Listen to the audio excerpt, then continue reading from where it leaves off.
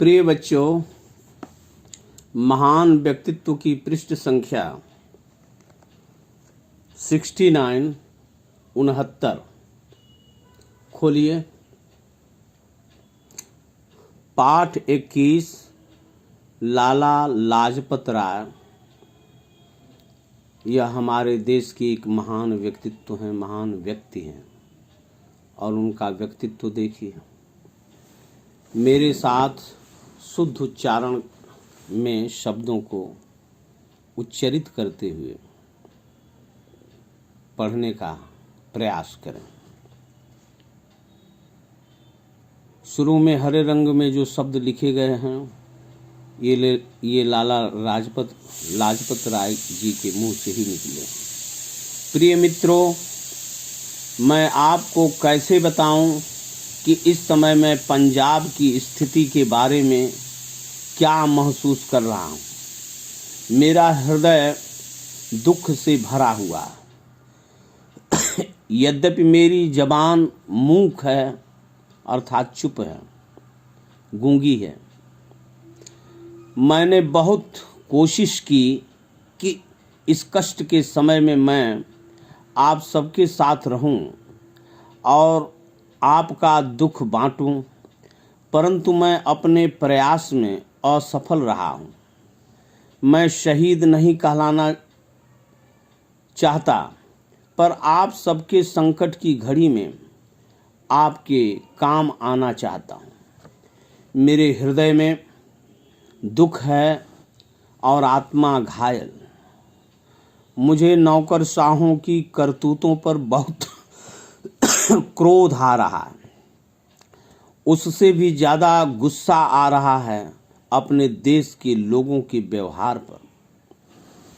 इस संदेश को लाला लाजपत राय ने भेजा था जब जलियांवाला बाग का हत्याकांड हुआ और वे उस समय भारत में नहीं थे। लाला लाजपत राय का जन्म फिरोजपुर जिले के ढोंढिके नामक स्थान में 28 जनवरी सन 1865 में हुआ था। उनके पिता राधा किशन आज़ाद स्कूल के अध्यापक थे और माता थीं गुलाबी देवी।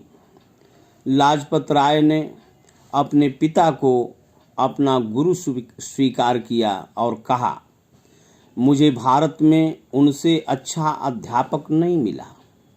वे पढ़ाते नहीं थे बल्कि छात्रों को स्वयं सीखने में सहायता करते थे। लाला लाजपत राय ने अपने पिता से ही पढ़ने और सीखने का उत्साह पाया, साथ में पाया स्वतंत्रता के प्रति अथाह प्यार और भारत के लोगों से लगाव। लाजपत राय की माता ने उन्हें धर्म की शिक्षा दी। सन 1882 में जब वे लाहौर के गवर्नमेंट कॉलेज के छात्र थे, उस समय पंजाब और उत्तर भारत के अन्य भागों में आर्य समाज का प्रभाव एक तूफान के समान झकझोर रहा था। लाजपत राय स्वामी दयानंद और आर्य समाज से प्रभावित हुए तथा आर्य समाज में सम्मिलित हो गए। इससे उनके जीवन को नई दिशा मिली। लाला लाजपत राय एक संवेदनशील व्यक्ति थे। जो कुछ वे सीखते थे उसे आत्मसात कर लेते थे। संवेदनशीलता और स्वतंत्र विचार ही की आदत के कारण वे भारतीय देशभक्तों की जीवन कथाओं में रुचि रखने लगे।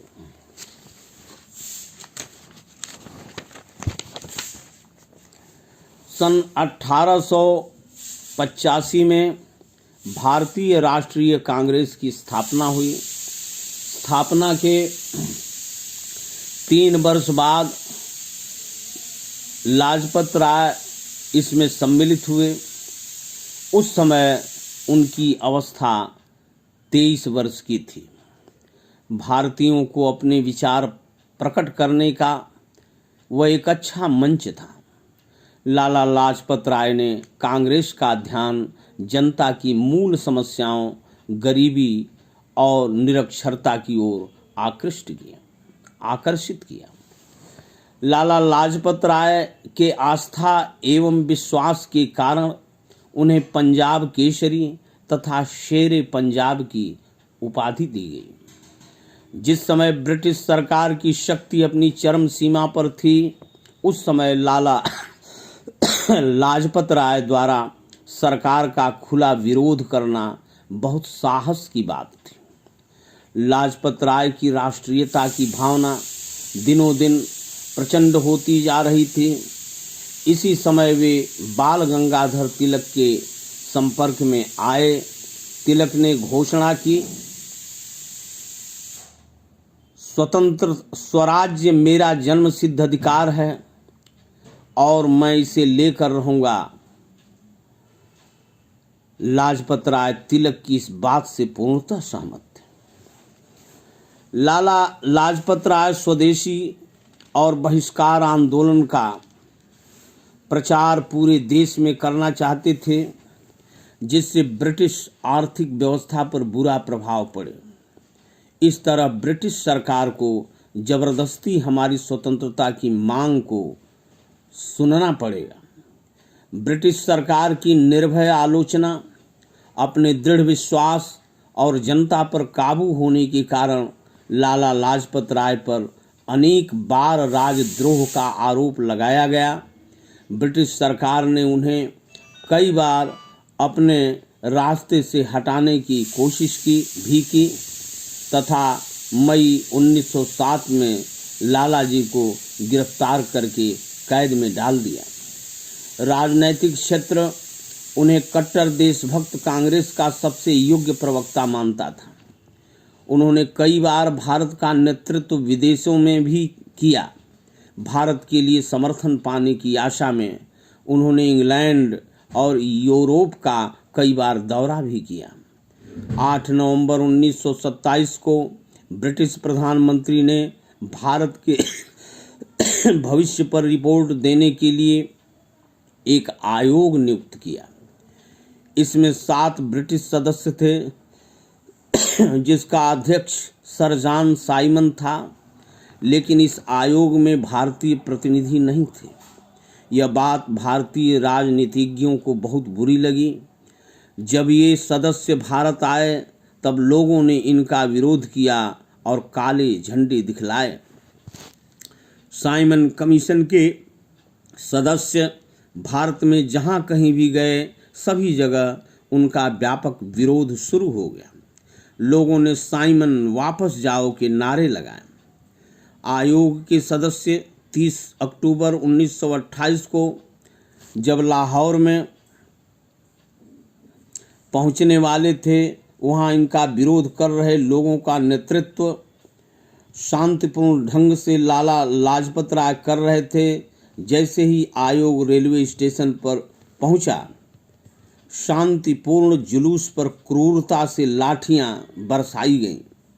लाजपत राय उनके विशेष निशाने पर थे। उन पर भी लाठियों की खूब बौछारें हुईं।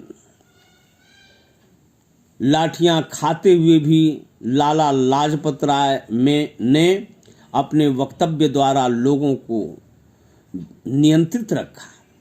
जब आक्रमण समाप्त हुआ, तब वे निर्भीकता से जुलूस का नेतृत्व करते हुए वापस आए। सायंकाल की एक सभा में शेरे पंजाब फिर गरजा। प्रत्येक प्रहार जो उन्होंने हम पर किए हैं, वह उनके साम्राज्य के पतन के ताबूत में एक और कील है।